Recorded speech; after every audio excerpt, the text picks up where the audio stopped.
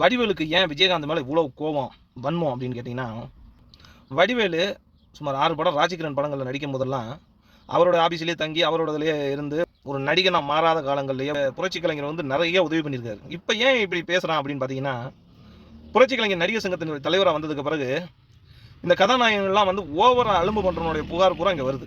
அதாவது call sheet கொடுத்துட்டு கால் ஷீட்டுக்கு வராமல் இருக்கிற பிரச்சனைகள்லாம் நிறையா வருது. ஆனால் வடிவேலோட பிரச்சனை என்னன்னா, நடிவேல் ஒரு ஷூட்டிங் பாட்டுக்கு வராருன்னா ப்ரொடியூசர்லாம் வரக்கூடாது. ப்ரொடியூசர் வந்தால் எந்திரிச்சு நிற்கணும். டைரக்டர் ரொம்ப எந்திரிச்சு நிற்கணும். அவர்கிட்ட பணிவாக நடந்துக்கும். அவர் கொடுக்குறது தான் டைம், அவர் வர்றது தான் டைம், அவர் சொன்ன மாணிக்கு தான் வீடியோ அந்த படப்பிடிப்பை எடுக்கணும் அப்படி ரொம்ப டார்ச்சர். சுந்தரா டிராவல்ஸ் அப்படின்னு ஒரு படம் முரளி படம் நடிக்கிறாங்க. அந்த படத்தில் வந்து ப்ரொடியூசரை வந்து மீசையெல்லாம் எடுக்க வச்சு நடுராத்திரி நீ இப்படி செஞ்சாதான் படம் நடிப்பேன், அப்படி செஞ்சாதான் படிப்பேன், ரொம்ப அந்த ஆள் வந்து ரொம்ப காயப்பட்டு வந்து கேப்டனுக்கு ஃபோன் பண்ணுறாரு. கேப்டன் அந்நேரம் 2 மணிக்கு வந்து படப்பிடிப்பில் முரளியும் சத்தம் போடுறாரு. அதே நேரத்தில் வடிவேலையும் வைகிறாரு. ஏன்னா ஒரு கஷ்டப்பட்டு வந்தவன் நீ எப்படி இருக்கணும், எங்கே இருக்கிறன்னு நினச்சி படம் நடிக்கணும் அப்படின்னு கடுமையான வார்த்தையில் சண்டை போடுறாரு. பல இடங்களில் வந்து வடிவேலை வந்து ரொம்ப தரைக்குறவாக பேசுகிறாரு. ஏன் காரணம்னா, எல்லா ப்ரொடியூசர்கிட்டையும் எல்லா டைரக்டர்கிட்டையும் தான் பெரிய அதிகாரம் இருக்கணும் மாதிரி காட்டுறது. இதுதான் கேப்டன் அவர்கள் கூப்பிட்டு சத்தம் போடுறாரு.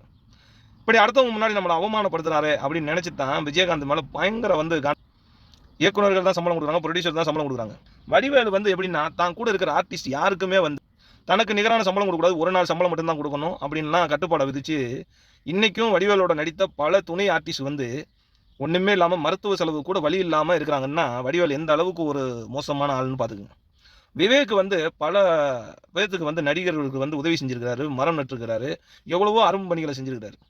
அந்த மாதிரி ஏதாவது ஒன்று வடிவேல்கிட்ட சரி சினிமா துறையில் யாராவது ஒருத்தவங்க வடிவேல் நல்லவர், எனக்கு இந்த உதவியை செஞ்சார், இப்படி இருந்தார் அப்படின்னு ஏதாவது ஒரு வார்த்தை.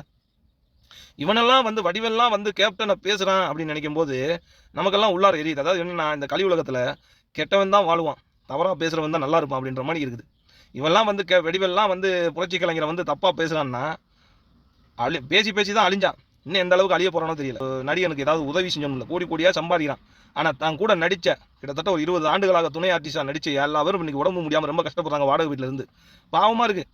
ஒரு சின்ன ஹெல்ப்பு, ஒரு உதவி, அந்த போண்டாமணி இறந்ததுக்கு கூட வரல, ஒரு சின்ன உதவித்தொகை, ஒரு அறிவிப்பு, ஒன்றுமே கிடையாது. இவெல்லாம் வந்து வாழ்கிறதுக்கே தகுதி கட்ட நாய். இவெல்லாம் வந்து புரட்சி கலைஞரை பேசுகிறான். என்ன செய்யுது காலம், கலி உலகம்.